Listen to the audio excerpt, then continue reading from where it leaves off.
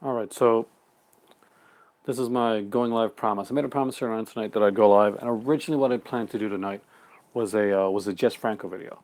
That was the intended modus operandi. But when I came down here, I realized that I wasn't quite ready to do the Franco video yet. There's some other stuff that I want to put together. I want to make sure I get all my Franco there.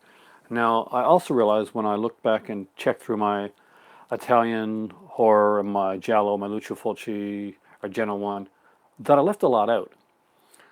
And some I just couldn't reach at the time. Other things I just wasn't sure if they were going to be if I could find them. And I have everything pretty well organized, so I should be able to find everything that I need right now. So what I'm going to do, pretty much, and we're going to let this conversation. Hey there, Polly. How's it going? This one's going to be pretty interactive, Polly. So what I'm doing tonight is basically I'm going to go over some of the stuff that I missed out on in my last videos. So if you're a Giallo fan, an Italian horror fan, a Fulci or Argento or Franco fan, there's some movies that I missed out on and sets and stuff. Some other things that I think deserve a little bit of light shone on them. And from there, the where this goes really depends on you.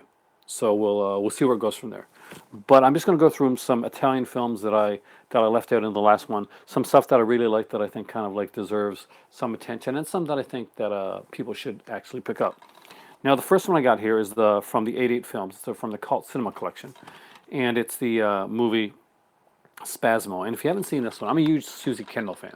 It's got a very weird cover, right?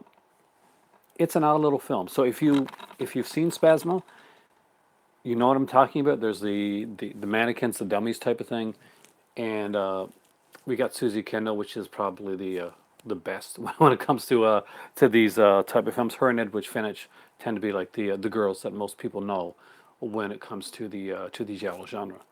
And I left that one out in my last video, and I kind of regret doing that. So I'm going to show you some Italian stuff. Some of it's going to be a giallo.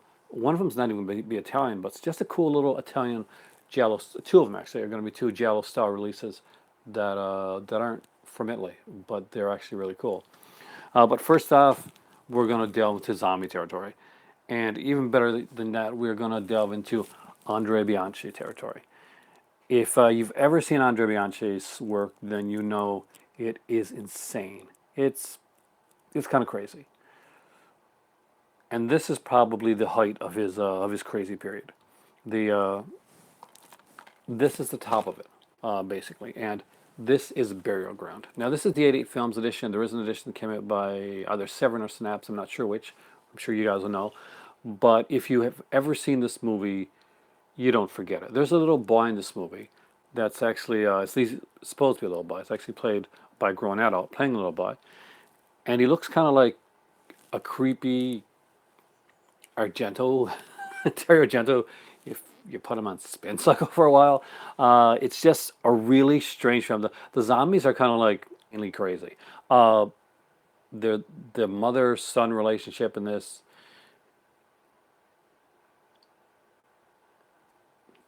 yeah, it's weird. The whole movie's weird. I mean, you got a basically you got these zombies there. You got these couples that come up to this cabin. Well, not cabin. This mansion, this guy's place to meet him. He's not there, so everybody decides, hey, let's all go off into our separate rooms and let's get it on, as Barry White would say. From there, we get to nighttime. They're attacked by different. Well, not even the nighttime. In the daytime, they start to get attacked by the zombies, but they get stuck there. Watch Bear. You have not seen this movie. It is insane. It's an insane film that I've watched several times. It's one of those that you will watch more than once. It's one of those when you watch it, you're gonna have a friend that hasn't seen it, and he's gonna come over. She's gonna come over, and then you're like, you know what? Tonight we're gonna watch Bear Grylls. You've got to see this movie. It's like when you see Things, and then you're like, oh, I'll never be able to suffer through that again. And then a friend will come over, and you'll be like, my friend deserves to suffer through things. Bear Ground, like it. One of the actual cool Italian like police or poliziotto type films. Hey Savannah, you got on here when I'm actually here. Thank you so much for coming. This is kind of a hodgepodge type video, so I apologize ahead of time. It's not as planned out or thought of like as in like the category wise as some of the other stuff. But I'm going over some Italian stuff tonight. And not just Italian, but some stuff that I missed in my previous videos that I kind of felt bad that didn't get in there. And from there on out, any questions or any things that people want to throw out, that'll actually determine the way this video goes. And I kind of wanted to do that on purpose tonight, just to see if the what type of interactivity we would get with this, and see where we could actually take this video. Live Like a Cop, Die Like a Man. If you've never seen this one, again, this is Ray Lovelock. I'm a big Ray Lovelock fan, actually. He did a few movies that it is Ray, yeah. Did a few movies that I like. And ready, hey dude, what's up? Are you getting any good stuff up there in Ontario? Because right here, right now, it's pretty dry when I'm going to the stores. It's actually pretty dry. Am I doing, Savannah? I am good. I'm a little tired tonight. I wasn't originally going to make this video, but I made a promise earlier on tonight that I was going to make a video. I was originally going to make one on Jess Franco. That is coming up, and we'll be talking on Franco as well. But that's one that that's a future one. But Live Like a Cop, Die Like a Man is an incredibly fun film. It is different. It is unique. These cops are not nice cops. They're not the Starsky and Hutch good guy type of cops. They're the worst of the worst. Basically, they're like if you took the bad guys and gave them badges so that they could catch the bad guys. That's kind of what they are, but they're more lovable. And it's weird. There's like some weird sequences in this film. If you've seen this movie, let me know, because it's actually one that I like, and I don't think enough people have seen it. Now I know that Severin recently released this one on Blu-ray.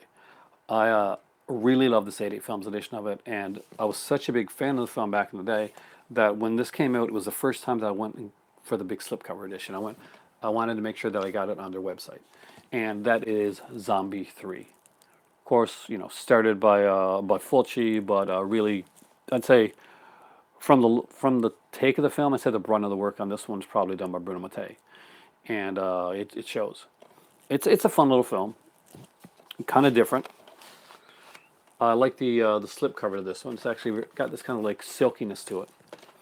What's really cool is there's a bonus disc in here, and called Pora, and that's like it's kind of like a documentary on Lucio Fulci. Basically, it's what it is it's getting as many people as possible, given like one or two, basically 2 or 3 minutes to give their impressions on Fulci, and doing it for over like a long period of time. And it actually it kind of works out. What I did like was they put this here kind of like a little zombie number 9 to say it was like one of the collector's editions. And of course I kept on the regular cover. The other cover is this here, which I've already got in the slipcase, so I tend to keep them different. But Zombie 3, love my Halloween box set in your last video. Yeah, I'm a huge Halloween fan, Savannah. So, Savannah, I gotta get that right. I'm very excited about the new Halloween film. And when I came down here to make the video earlier, that was an earlier one that I planned to do.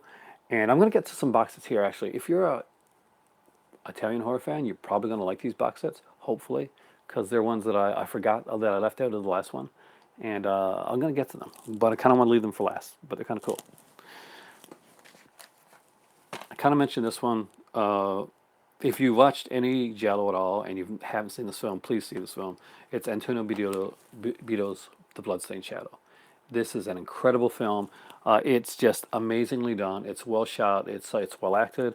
It's well scripted, and it's not. It doesn't go. It's not as some would say sleazer's trashy as like some of the later Giallo genre would later go. It actually is pretty tame when it comes to that, but the storyline is really good. And Bloodstained Shadow is one that I watched several times because of that. Next up is one that's not from Italy. Actually, it's not anywhere from the UK. It's from Canada. But it has a Giallo feel to it. That's because the film had two conflicting filmmakers working on it. One that wanted to make a standard slasher film. One that wanted to make something else, something very different. And the movie became kind of a hodgepodge between a slasher and a Giallo film. There were a couple films that would kind of like walk that line. This is one of the films that did it best, and that is Curtains. Curtains is a exploitation film, and it's done here in Canada with with some really decent Canadian actors. I think I got John Vernon in here in this one, right? I'm pretty sure John Vernon's here somewhere. You have John Vernon, Samantha Eggar. It's got a great cast. Linda Thompson. Man, An amazing cast. So if you've seen Curtains, let me know. If you haven't seen Curtains, see it. It's actually a really good one.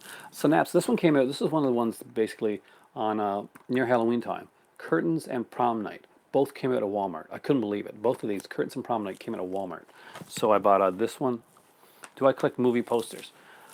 I do sort of. I don't have enough. I originally started because I went to a lot of conventions, especially up in Montreal and Ontario. I would go to the Montreal Comic Con. I guess they're going to have to change the name of that now because of the San Diego thing. And I went to the Ottawa one. And there's a Montreal kind of like horror fest there as well. And Ready and Jad Curtains. See, and Curtains is an excellent film. That doll scene is really creepy. And that mask on the ice, that's super creepy. I've got a few movie posters that are signed and stuff like that, usually from indie films, because I do tend to support like the indie horror filmmaker. But none of them are put up because I haven't had a place where I could put them up at. And I do collect some art from different artists as well, from different comic artists and stuff like that. So I've been able to go around to conventions and meet guys like Neil Adams and his son, and just talk to them and geek out a bit. But no, I do love posters. I just haven't had enough room for it. And I think if I collect anything else at this point, yeah, it was pretty cool. You know, the coolest person that I ever met when I first started going to conventions, I was told it was going to be really like petrifying to meet, and that was Doug Bradley. Also, Doug Bradley was a germaphobe. Don't go up, don't shake his hand. He's really harsh to talk to. I don't know who said that, but it was one of those forum sites, and they were like, if Doug Bradley, would be scared. I went up to there, and at the time, it was like just when the convention started, and a lot of people didn't know, I guess, Doug Bradley outside the makeup there. So I went up and I was like going behind. I was like a kid, right? So I'm like going behind, and I'm like walking slowly, and I'm going up, and my better half's like, go up, go talk to him. I'm like, I've heard some stuff. I don't want. So I went up and I spoke to him. I'm like, I said, it's okay, get a picture and like and get an autograph. And I said it very sheepishly. And he was like, "Oh, of course." And so we talked for a couple minutes, and then he got it from behind his desk and put his arm around me, took a picture with me. Yeah, he took a picture with me. We talked about the one that he didn't do, and I said, so you didn't really want to go in to play, in this Hellraiser. And he said, "Did you see that Hellraiser?" And I was like, "Yeah, yeah, I did." Good call. And for the rest of that convention, for that entire time, whenever I would come around that area again, when he wasn't busy or wasn't doing something, sometimes he would like stop and he would say hi. He remembered. He was one of those really nice, really cool guys. It was exactly the opposite of what I thought it was going to be. Same thing happened when I met Tom Savini. Everybody told me Tom Savini was going to be like a horrible person to meet. He was going to be really harsh. He was going to just like shrug me off, and yeah, that's the thing. Savini was like one of those guys that you hear Savannah that he's kind of harsh or he's kind of like. And I think a lot of cases, what happens is as our fandom, we can seem a bit entitled at times. You're seeing stuff happening now, like more of the toxic side of fandom. You hear about the Star Wars things and all that stuff. I don't like to talk about that stuff because it just brings too much of a light to negativity that doesn't deserve it. But when you talk to these people, I find a lot of times, and you talk to them like people, it turns to be out much better than you thought. So I went up to Tom Savini, and I was getting a picture for me. I was getting a picture for my friend because my friend had dreams of being like is an amazing like makeup artist, but got married, had kid, did other things. Works like very active in local theater. He's making three Audreys for a local production of the Little Shop of Horrors. So I got there and I was like, so are there any movies that you're working on now or that you wish you could do? So we started talking, and he started talking about he did a script for the Most Dangerous Game that he really wanted to film. He mentioned that he wanted to remake Children Shouldn't Play with Dead Things. He had a good idea for that. And then we started talking about his remake of Night of the Living Dead and how he feels it didn't quite get where he wanted it to go, and that's why he was hoping that he could get his hands on Children Shouldn't Play with Dead Things and actually make the zombie film that he thinks that the fans deserve from him, the one that he really wanted to make. Later on that evening, I got to see Tom Savini's, they had like a private screening for people who came by to see a documentary on the life of Tom Savini, and it was really good. He was really humble, and he came up and he took questions afterwards. And I still haven't seen that movie come out yet. I'm not sure if you guys know if that Tom Savini documentary has come out since then. I haven't seen it, and I've been looking for it. It's one that I really want to get because Tom Savini was one of the nicest guys I've ever met. And when I say that on some Facebook sites and forums, people like come back at me. But he is like hands down, he's one of the realest persons I ever met. And like finding his life story and finding out why he went out of the he went back into the shadows for a bit and just wasn't doing stuff. There's a reason behind it, and it's worth seeing. It's worth finding out. He's actually a really nice guy. Next one, Torso, Sergio Martino. I have this on Blu-ray. I've got this on DVD. There's a store called CD Plus here in Canada, and Radio know what this. Uh, and they used to have a lot of like these like Blue Underground like releases, a lot of those style releases. And Torso was one of the first ones I got there. You know what else I got there though that I forgot to show you the other day? Unfortunately, I think this is only, yes, only the 2-disc edition of it, but it's Suspiria. I really got to get the other one. Did you know that today, and I didn't know this until later, Suspiria and a few other Argento films went on sale on Amazon CA. Suspiria was $27 earlier on today. Opera was $13. Neither one were that price now. They're all gone up like just after the Suspiria, I guess the trailer dropped. For like 24 hours, you had this like Argento sale, this type thing. But now it's gone back up again. But I'm a huge fan of Suspiria, not as big as Hind is, but she's a huge fan. But I love this film. I really need to get the Blu-ray of this. I want the Synapse. I do. But one of my favorite all-time Italian films, which is more slasher than Giallo, and scared the crap out of me. One that, I'll be honest with you, still kind of scares me a bit. That owl mask freaks me out. Do you know what it is? Do you guys know what it is before I mention it? When I say the owl mask? Yeah. It's Italian. It's done by Michele Soavi. I hope I got the name right. That's how I've always pronounced it. It could be wrong. It could be totally wrong. But, bounce to you, okay?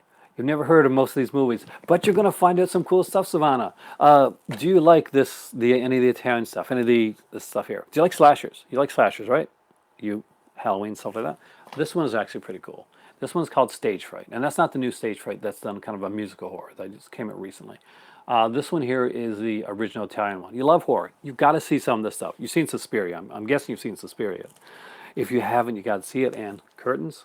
It's weird. It's a bit of a slow burn, but it's really good. But this one here isn't. This one works its plot is really simple. There's a crazy person. There's these people that are practicing like this play in a desolate area. They're locked in with this madman. He starts killing them, and it's way more scared than I can make it sound. The way this is shot is really good. If you've ever seen the movie Demons, with Lamberto Bava, the first Demons film, when the guy's going around and giving them the ticket, when he gives them the ticket to go see the movie, the guy with the silver mask on his face, kind of the Phantom of the Opera type mask, that's the director of this film right here. He was an actor too. But Savannah, if you haven't seen Stage Fright, watch it. Let me know what you think. I'd really be interested in knowing what you think of it. It's the one with the owl mask, and the owl mask is creepy as hell. Right, some of these I don't watch them. So you should actually. Some of these are really good, especially this one. It scared me as a kid. It really did. I mean, you may look at it and say, "Oh, how does that scare him?" But that owl mask is creepy, I tell you. This is one I found out about recently. I didn't know a lot about, like, you think I went far with some of these. I didn't know a lot about Greek cinema. I know that they made some Greek Giallo type films, and Mon Macabre put out 2 of them. One of them that I've watched so far, and I haven't seen the other one yet. And if you want to see a weird film, it's a Giallo-ish style film, but in Greek films there has to be a moral that basically the killer cannot just get away at the end. It's a very moralistic culture, and they would not have it. But so Tango Perversion, it's what happened. What do you think is happening there is not happening there. She's actually just like she's lying down. And he's like stroking her forehead type thing. But no, Tango Perversion is a really different, really weird type of film, but it's really kind of cool. It's one of those that I couldn't stop watching. The basic premise is that there's a guy, the hero of the story, is also sort of a killer. It's weird that way. You actually kind of root for the bad guy for a bit. I can't really go into in case there are younger viewers. I can't really go into some Tango Perversion goes into some weird stuff. Mondo, yeah, Mondo. Uh, Aaron, how are you? I just came on. Hey, Movie Mac. Pretty good. I'm actually going through some films there. Savan is actually finding some stuff that I really think that she should watch, including these three films right here. And we're looking at some cool stuff that I forgot in my previous videos. I got a Jess Franco video coming up. If anybody knows Jess Franco and are interested in that, I'm going to be doing one about him. I'm actually really passionate about Franco because of his passion for filmmaking. And he's one of the most passionate filmmakers that's out there. Just watch a documentary or listen to Franco be in an interview. He's amazing. Uh, what have they done to your daughters? I don't want to say anything else except this is a really good movie and it really deserves to be seen. There's a few like that. What have they done to your daughters? What have they done to Solange? Uh, Amazing films. Just films that if you're ashamed, if you have never got a shameless release, they're actually not that expensive. Definitely pick up some shameless releases. I'm actually checking here. My friend was playing bingo tonight, actually. Unfortunately, no luck. I'm not much of a bingo person, but I wish there were luck on bingo. The Lucio Fulci one that I didn't show you guys earlier, that I did want to show you guys, and that is this Anchor Bay edition right here. It had Manhattan Baby and the New York Ripper. Now, I got this one like secondhand, actually from my dad, and so I got it for free because that's back when my dad was like selling movies and stuff. Now, the thing was that it didn't have the right two movies in there. So, you got Manhattan Baby, but you also got the DVD of Life Force, the original one that came out. So I'm guessing that has the features on it that were taken off of the future Life Force release. So I've always kept that because I never bought the original Life Force like Blu-ray because I already had the Arrow one with the Steelbook. But I know that there was like extra features on the Screen Factory one. And when I opened this up, and Dad was like, I can't sell this anyway. You can take it. It's got Manhattan Baby and another movie in there, and it was a Scream Factory Life Force that was out of print at the time. I snapped it up. It doesn't have the Blu-ray, but at least got those two films. Now, Savannah, you mentioned box sets, so we're almost to the box sets. There's a couple there that you should see. They're Arrow releases. But first off is the one Argento one that I forgot to show you guys, and that is Door into Darkness. This was a TV one he did. There's like 6 episodes. 6 episodes, right? 4 episodes, 6 episodes? 4. I'm totally wrong here. Yeah, Door into Darkness. Do you ever have this one? So Door into Darkness was done by my, it's a company that's no longer out. Saw the trailer a little while ago for the Suspiria remake. It looks like it might be good, but as I mentioned yesterday, I don't think it will be as good as Argento's version. So I'm glad you finally saw it. It does look good, but it looks different, right? And the good thing about the trailer is it doesn't really tell you anything. You've seen the trailer, but we really don't know anything about the film. That Argento said is great. I really have not got to look into this much. I think I've only actually gotten to sit down and watch watch one of these, and that was the Tram because the Tram had been recommended to me. That's actually the reason. Well, I bought this because I'm a usually Argento buff, but I really wanted to get the Tram. Apparently, it's got a bonus Masters of Horror documentary. Shoot, I guess I should watch that tonight. I haven't watched that. Is that the one that was on that was out previously on its own? I can't remember. It's an 83-minute Dario Argento documentary that I had that I didn't know I had. I should watch my stuff more often, apparently. And last up, I'm not a huge fan of these type of films, but I grabbed it because I got it for very, very cheap at the time. And it's a cannibal film. Some of you guys are more into the cannibal stuff than I am, but the cover is really great, and that is Cannibal Ferox. I've seen it years ago, back in the VHS days, but I don't remember it. I've never been a huge fan of cannibal movies because a lot of them have some animal cruelty that I don't feel good with. Me and my mom went to the movies the other day and we watched the most boring movie ever. What was it? I nearly fell asleep. We couldn't wait for it to end. It was a horror movie. What did you watch? What was that bad? I kind of want to know now. Don't Say Strangers Pray at Night. I kind of like that one. It had like a 80s slasher type of homage to it. Like that was kind of cool. Don't Be Strangers Pray at Night. But what is it? What did you watch? I'm actually curious. I got 3 boxes to show you guys. Oh, you didn't like A Quiet Place? Everybody loves that one. I haven't seen it. I'm actually waiting because for a lot of movies nowadays, I got like a 4K setup upstairs and a sound system. I got like a Sonos sound system and I got like a 4K setup. So a lot of movies I feel more comfortable if I'm not going to the drive-in. We got a drive-in near here. Then I'll watch a lot of them basically and at home. I just wait because it's cheaper for me to go and buy 4K than it is to go to the theater and like spend money, the popcorn, the drinks, and all that type of stuff. It's cheaper to actually buy the 4K and watch it and get the same experience, uh, pretty much, without all the audience like talking too much around me and stuff like that, so I can actually enjoy the film. So I'm actually surprised. A Quiet Place. I have heard really good stuff about it. I've drive-ins. Yeah, we have drive-ins are awesome. I saw Texas Chainsaw Massacre at a drive-in when I was like 4 or 5. Yeah, a relative that brought me when I was way too young to go. But it started part of the thing that started the itch of horror for me. Actually, horror for me goes way back farther. My dad had a huge collection of Famous Monsters of Filmland magazine, and that's kind of where I started. Like I started thumbing through that, and then I wanted to know more, and from there on, box sets. I said I was going to get to them, didn't I? Apologize. First up is this one here. If you're a Giallo fan, this definitely is one to pick up. It is Black Cats, and it has 2 movies on here.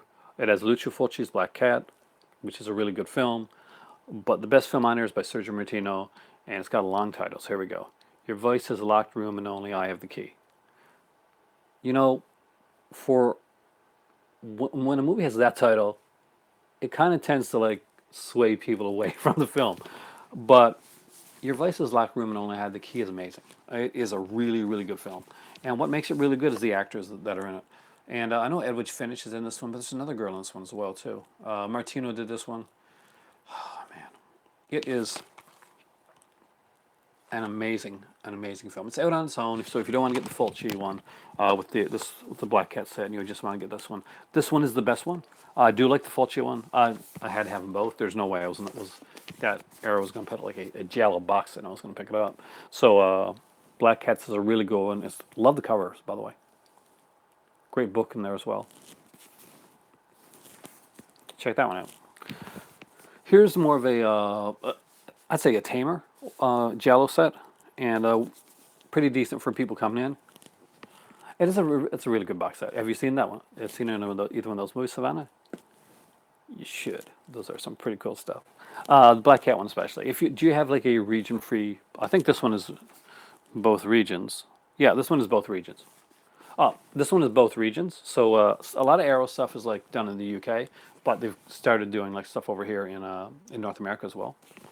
Actually, I'm not sure what area you're in, but if you're not in the UK, then if you're in the UK, man, you got so many really cool companies to go with. So next up is Death Walks Twice, and it has 2 really cool films again: Death Walks at Midnight, and what's the other one called again? Heels, right? Death Walks on Heels. Again, it's more of like a stronger feminine character than you usually see in the Giallo films. She's definitely not the shrinking violet type, and it's kind of cool there. I've got a region for you player. Buy from U.S., England, and my country, Australia. You're from Australia? Oh, man, I want to visit Australia. I got to visit Australia someday. It's one place that I really want to go. Ever since I was a kid. I'm jealous. There was when I was younger, there was a whole time when basically like Australia became like this kind of big thing again, and we'd get all these Australian like TV shows and movies. I remember there was the short-lived series called The Highwayman. It had like Sam Jones from Flash Gordon and a guy called Jacko, who was like a celebrity over in Australia at the time. I think it was like it might have been a footballer actually, but that was around the Crocodile Dundee time, and one time like there was a huge kind of like Australian wave, as we'd call it. So I've always wanted to go to Australia. I've never been there. I know some people that are actually like kind of like academics. That's what they do, is actually study Australian culture. But this is a fun one. Black Cats is the better one in my opinion, of those 2 sets. But if anybody's got them both, let me know what they think. And one that I waited a long, long time to get. I think maybe it was Maya or someone. Indicator is that Charlie Varick's now out of print, unfortunately. I know. See, Charlie Varick is one of the ones I really wanted. I'm a huge fan of that film. But maybe I'll ask some of my UK friends to keep an eye out to see if there's any copies like at a Fops or a H&B or something like that. I'll trade them down over something. But that's one that I'm looking for. I hope Blue Collar isn't right. I will cry if blah, blah, blah. Blue Collar goes out of print. I really want to see Blue Collar. I really want that the featurette. Killer Dames by Emilio P. I'm going to totally, I'm going to butcher this name now, just so Miraglia. Miraglia. We'll go with Miraglia. There you go, guys. Miraglia. And this actually is a really cool one. It's got The Night Evelyn Came Out of the Grave, which actually is a really fun film. And The Red Queen Kills Seven Times, which I'm not sure which one I like better. I like both. Probably The Red Queen Kills Seven Times. The Night Evelyn Came Out of the Grave is really good too. They're very different films by this director. It's a very unique kind of style to it. And if you don't have Killer Dames, Savannah, it's actually a good one, and it's actually a double region, so it's both regions as well. And it's got some really cool stuff. So, because I have the time, and because nobody's asking questions right now, they're the covers for both of these films are, and they both have some like great European actresses in it and actors as well. Uh, Anthony Stefan is in Night Evelyn Came in the Grave. He's fantastic. Erica Blanc is in this one as well. And in this one here, Sybil Danning, actually, a very young Sybil Danning is in The Red Queen Kills Seven Times. And who else works in this one? Barbara Bouchette. Yeah, Barbara Bouchette. She has amazing, like blue eyes. It's insane. I was so in love. I was in love with Sybil Danning until I found out that she was kind of like a bit on the nutty side. But I do. I still like. I love Sybil Danning. They're Playing with Fire was part of my growing up. It was my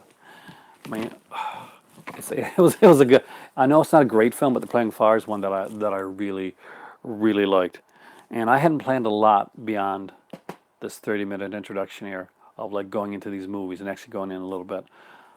So I could end it right here, or if anybody has any questions right now, this is the time to open up and fire them out. If anyone wants to throw me a curveball and ask me something completely unrelated, if you want to, or something about Italian horror, I just checked Blue Collar and it's still available. Thanks, Movie Mac. That's one that I'm. Ah, Savannah has a question. All right, I'm preparing. I'm getting ready for this.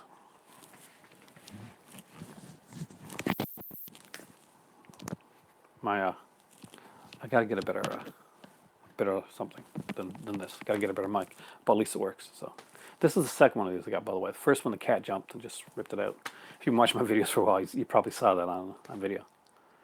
Wait. Is this kind of like I'm getting like a How I Met Your Mother vibe from the Barney Stinson guy.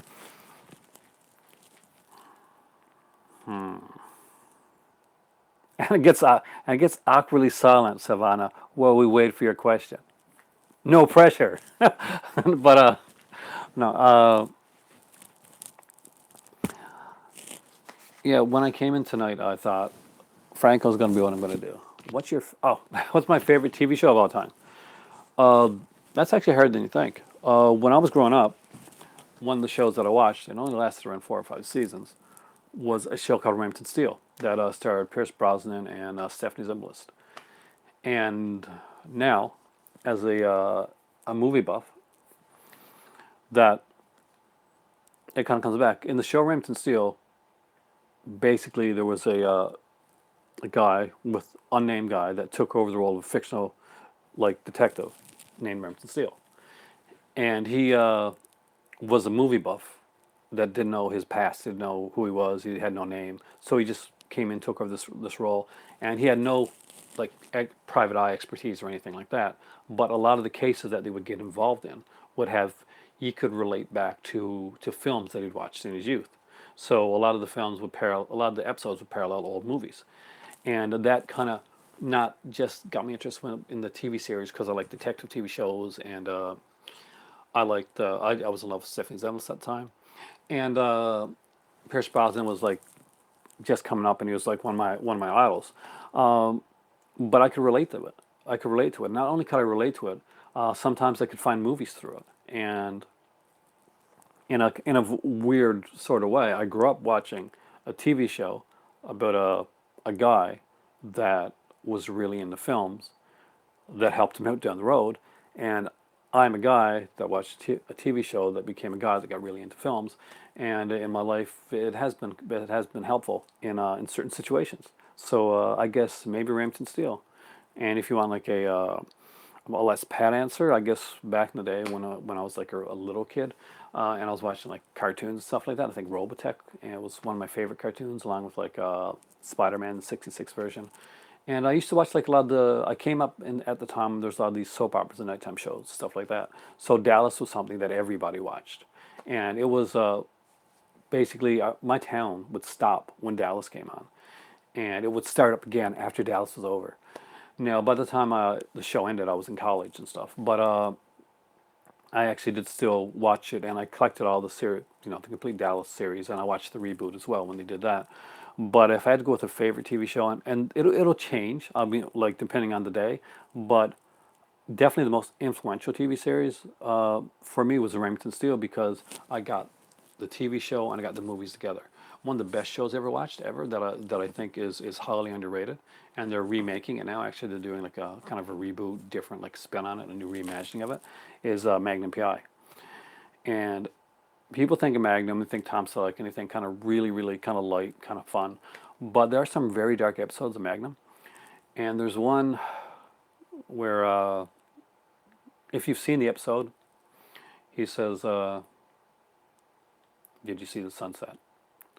And if you've seen the episode, those words mean a lot to you because it's the darkest that show ever got. It got pretty dark in the episode with Frank Sinatra as well, actually. But yeah, those were my favorite. What's your favorite TV show, Savannah? Or anybody out there? My favorite TV show is Survivor. I have all 35 seasons on DVD and 36 coming in the mail. Show on my collection. Oh, I would like to see that. I'm actually surprised. So you're like a Mark Burnett fan? Uh,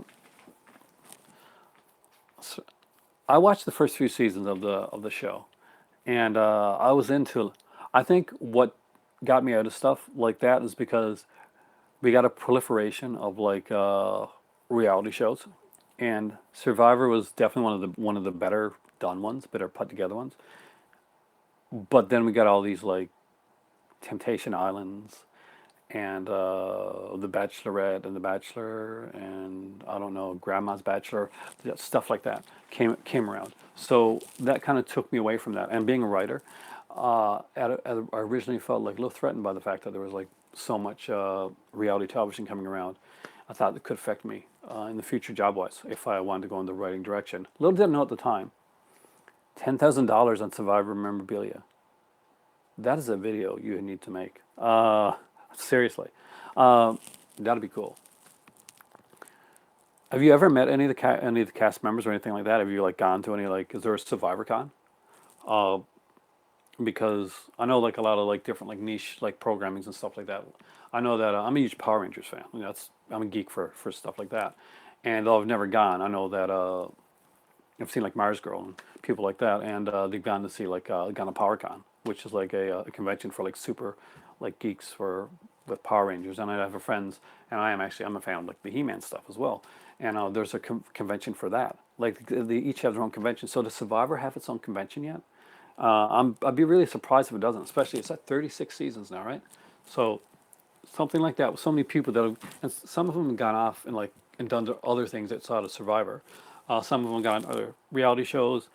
Did I'm not sure if any of them went on. I used to watch Big Brother, and especially back in the early days of the show.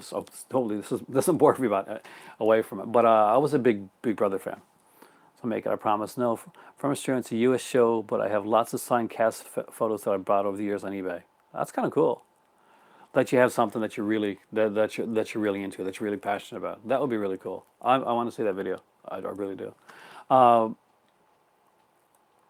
Big Brother was the one for me. What of all the reality shows, Big Brother, and uh, my friends would like at the time in the early seasons of Big Brother would tease me about Big Brother because they thought that's if I was going to be at any reality show, that would be the show I'd be on. Email address you want to email me so I can also send you pictures. Definitely. Do we still have? Send it. You can put it. Obviously, I can't get it from here, but you can definitely send me an email. Oh, well, we still have YouTube Messenger, which is going away, by the way. Uh, Put it through there, and I'll send you my email back. And ta-da! That'd be really cool. I'm actually kind of interested in those pictures. Thank you, Savannah. That's the. But yeah, Big Brother was one for me. Survivor for you. Big Brother was the reality show that I actually watched. Oh, is it here? You send it through here? Will it still show up on the screen? Because it'll come up in the scrolling text. Does that stay? If it stays, or you can comment. Well, put it in the comment section down below. That'll work. As long as you don't mind other people seeing your email address, that's the thing. Uh, or is there a spoiler thing that you can do for that to stop people? I don't know. I really don't. Actually, that's what I'm seriously asking. Uh, but yeah, Big Brother, and it was because early on there was a character on Big Brother that was really honest with what he said, and still was kind of the bad guy, I guess, for that show, and he won. And his name was Dr. Will. And I'm not sure if any of you guys are going to know who this is. But, all right. You know what I'm going to do right now? I'm going to stop for 1 second, and I am going to actually write that down. So, guys, keep talking. I'm code black 365 at hotmail.com, right? If I got that wrong, let me know. Code black 365 at hotmail.com. Yeah, all in lowercase. All right. Stop uppercasing it. I hate when the uppercase things when I do it like that. And it's saved. Uh, but no. Where's I at? Big Brother, right? Yeah. Anyway, nobody watches that show anymore. But it's still on the air. And I haven't seen it in like, I've seen like, I think I saw like they did a Canadian edition of it. And my friend was like, are you going to go in for it now? And I'm like, no, not now. I don't want to be the older dude on Big Brother. I don't want to be that guy. I don't want to be that guy. Uh, like when it started, then I would have been that guy. But no, not now. I don't want to be the dad on Big Brother. That's definitely not the not the image that I want to go for if I was going to do a reality TV show. Um, so wow, that's a lot on Survivor. No other questions? Going, going. All right, so I guess this is gonna be a shorter like live stream than I originally planned to do. Uh, Maybe we can. I'll do like more of a TV centric one down the road. Basically, what I'll do is I'll do it from my TV room, which I'm still actually getting straightened away because I actually just like there's a movie room, there's actually a TV room as well. It's a very own room that is all TV stuff. Be the nicest person. Oh, thank you. Uh, I don't know if like my kids will always say that when I'm disciplining, but thank you. I actually really appreciate that, Savannah. Wow, now I don't know what to say. I feel all. I'm a mushy guy. That's not always a good thing, but I am. I'm the crack commercials type of guy. I'm totally losing my man card here, but it's true. That's that. I'm you know I'm the dad guy, and my kids are all grown. They're going off to university. Actually, we just talk. We talk every night. We like phone them every night, and they're getting ready to go off to do linguistics and Japanese studies, and so fun stuff. Anyway, guys, thank you so much for joining me. I'm glad Movie Mac, Savannah, Polly, everybody that got come in tonight and talk to me. I really appreciate it. If you watch the other live streams, they're a little bit more kind of like centered than this because I knew what I was going to do with those, and this one here was a pretty kind of like flying by the seat of my pants one. But I promised people earlier on tonight that I was going to do a live stream tonight, and even though I was extremely tired, and I knew I couldn't have the concentration level to like do one of the longer live streams with one of the categories that I really wanted to do, I promised and I wanted to keep my promise. I guess I'll see you guys again hopefully on Saturday. That's when I'm gonna do my next big live stream. Unless my vinegar symptoms come before then you guys know I'm gonna be down here in the movie library opening up my vinegar syndrome package. Savannah, I look forward to seeing those pictures, and everybody, thanks for joining me tonight. It is time for tea. It's about 12 here, and talk to you soon. See you, Savannah. Talk to you soon. And yeah, I'm a little mellow right now, so I gotta go before I actually fall asleep on you guys, because it's one of those nights, and I really want to watch a movie tonight too. I kind of want to watch that Argento thing, but then there's that scary doll from Deep Red. Can I do it? We'll see.